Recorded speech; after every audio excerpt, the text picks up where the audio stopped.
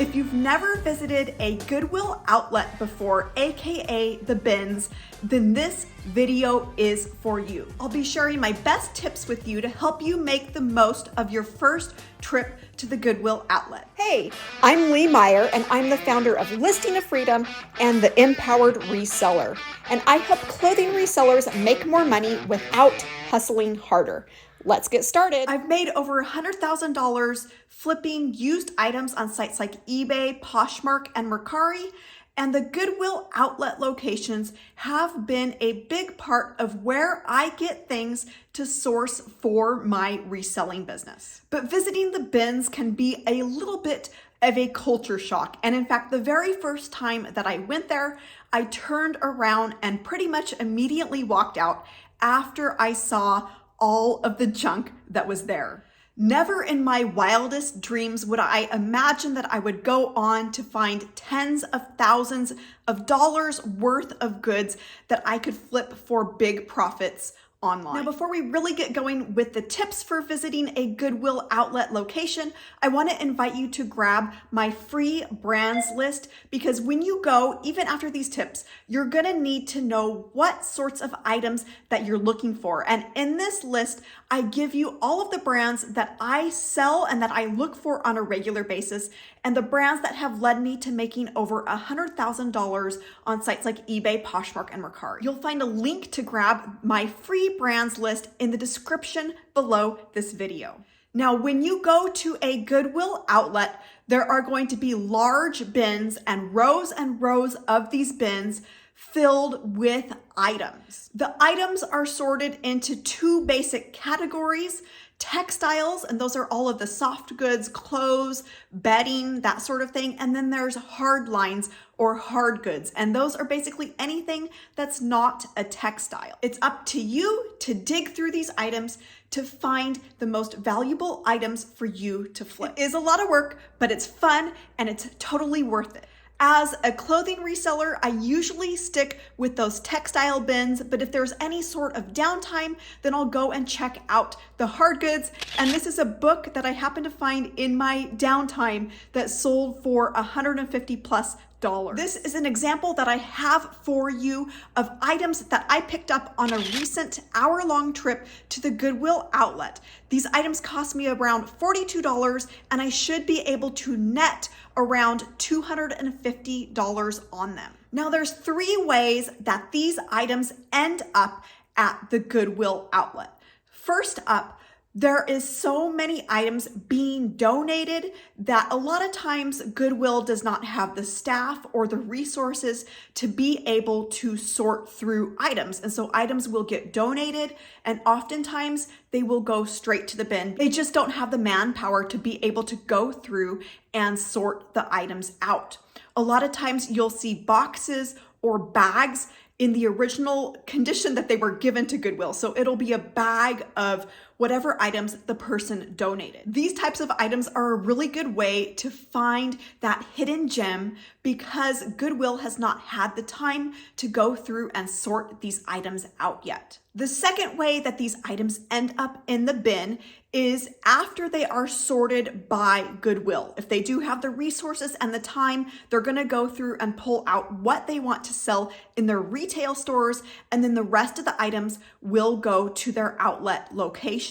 This can be another good way to find items, because a lot of times the people who are sorting don't know what to look for. They will overlook things. And so a lot of times valuable items will end up in the bins through this method. The third way that items end up at the Goodwill outlet bins is after they have gone through the retail stores. They're usually there for around a month.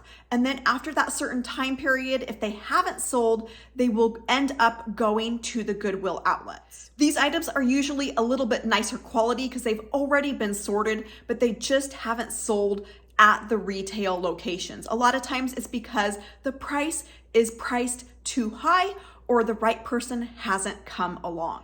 You will know when you see these types of items because they will have the tags from the Goodwill retail location still on them. Now, the other thing to note about Goodwill outlets is most items are sold by the pound. Just like you might pay for apples in the grocery store, when you shop at the Goodwill Outlet, your items will get weighed and you will pay a certain price per pound, and that price will vary depending on your location, but it ranges somewhere in the $1 to $2 range. And real quick, check out this coat I found at the Goodwill bins, and I turned around and sold it on eBay for around $80. I paid approximately $3 for it out of the bins. Something else to be aware of before visiting a outlet location is to know that it will be dirty.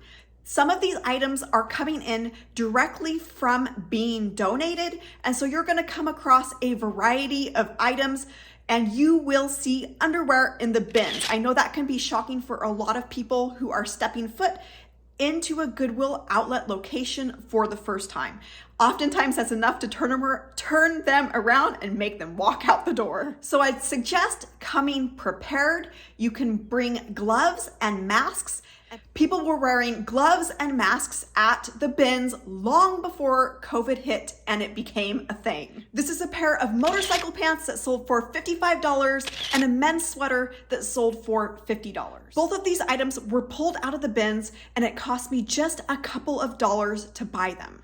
Another thing I'd suggest doing to get prepared before you set foot into a Goodwill Outlet location is to go ahead and leave all of your valuable items at home or have them locked safely in the car. You don't want to bring in extra things that you don't have to bring with you. So for example, I bring in my keys, I bring in my credit card that I'm gonna pay with.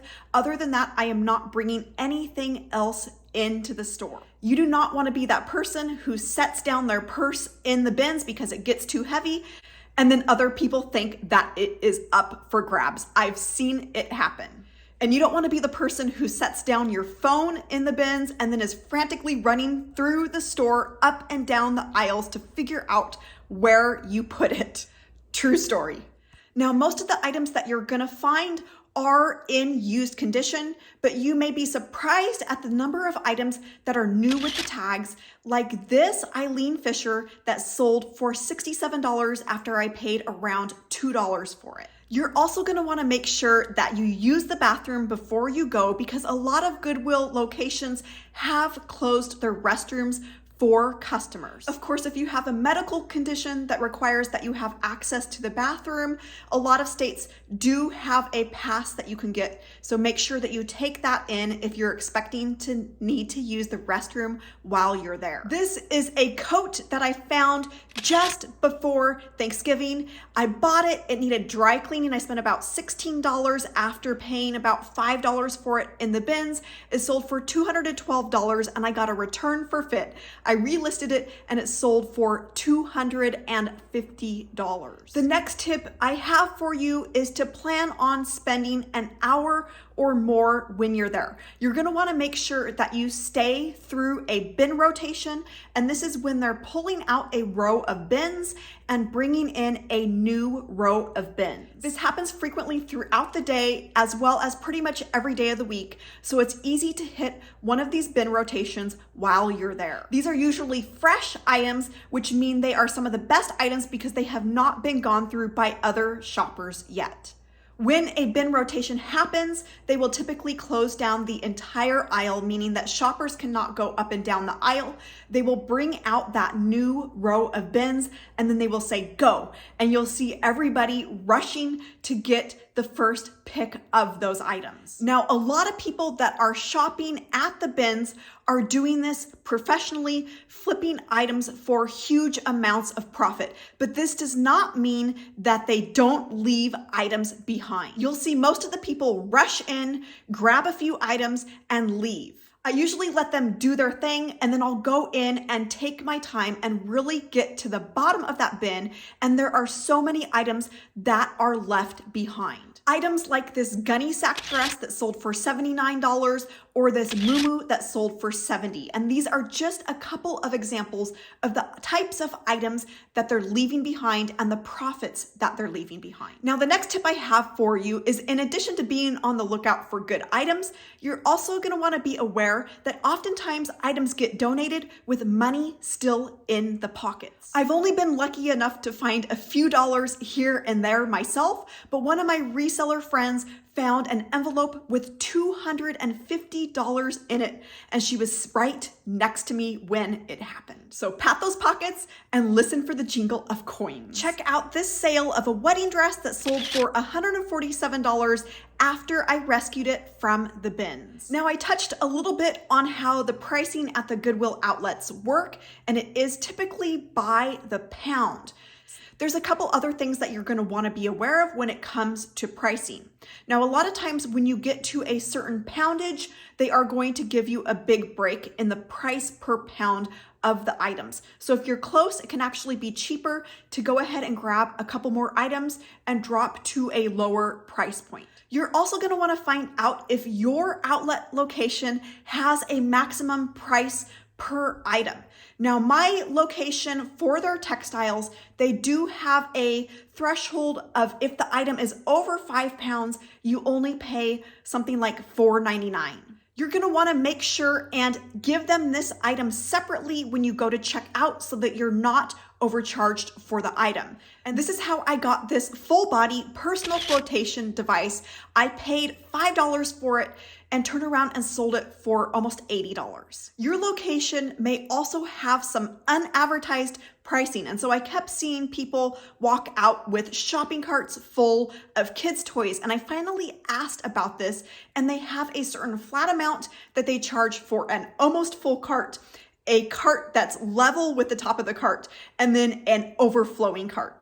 Very scientific. This is something that I wouldn't have known about unless I had asked around. Now, speaking of checking out and paying for your items, it's going to vary by your outlet location, but it's probably true that they're going to have a couple of different ways to weigh your items. The first is a countertop scale, and this is for people who are only getting a few items, and so you'll set your items on that scale, they'll weigh them and get the weight. They'll usually have a second scale for people who are buying larger quantities, and this will either be a scale where you can wheel your shopping cart right onto it, or you can place your items in a large bin and they'll get the weight that way. And speaking of shopping carts, a lot of the Goodwill outlet locations, at least the ones around me, are really struggling with keeping their shopping carts on the premise. They seem to sprout legs and disappear, and so you may want to come prepared with either your own collapsible, foldable shopping cart or with IKEA bags. You can get these right on Amazon, and I will leave the link to get these bags in the description below this video. Now, your location will most likely have already separated out things like shoes and accessories, and these can be some of the most valuable items out there, like this pair of boots that sold for almost $100. I paid right around $3 for them. This is a bag I pulled out of an accessory bin and sold it for $50. Now let's talk strategy. You don't want to go into a Goodwill outlet location without a strategy. And here's how my strategy usually works. When they open up a new bin rotation, I'll go in, let the people be pushy, let them get the things they want and get out of there. And then I'm gonna go through and pull any items that I think might be worth something. Maybe it's an unusual item, maybe it's like a nicer quality item, but I'm not going and checking that item thoroughly. I'm not looking for tags or stains. At that point, I'm gonna stick that item in the front of my cart or hanging over the side of my IKEA bag. Once I have been through that whole section, then I will pull off to the side and sort through my items better, go through them, look up any items that I need to look up, make sure that there's not holes or stains, and at that point, then I will go ahead and throw the items back that I don't want to keep, and then throw the items in my bag or into the main area of my shopping cart that I'm gonna go ahead and buy. And if you're shopping with these IKEA bags, I would go ahead and sort my items at that point. And so I would put all of my flat lay items in one bag and all of the items that I'm gonna throw on a mannequin in another bag. And so that way I'm not having to sort at a later time. These also allow me to check out super conveniently. Even if I throw them on the countertop scale or on the larger scale, these bags hardly weigh anything, so it's not really worth the effort of me unloading and then having to reload them. They also store in my car really well to get them home. Now, when you've finished checking out, I would recommend heading to the bathrooms if they are open to go and wash your hands. If that's not an option, then go ahead and keep a bottle of hand sanitizer in your car because you're gonna wanna use it before you do anything else. And you might wanna have a bottle of water in your car as well because it is a workout when you go to the Goodwill outlets and you're digging through the bins. Thanks for watching this video, and be sure to check out my Bolo playlist where I go through all of the items to be looking for to sell for big profits. See you there.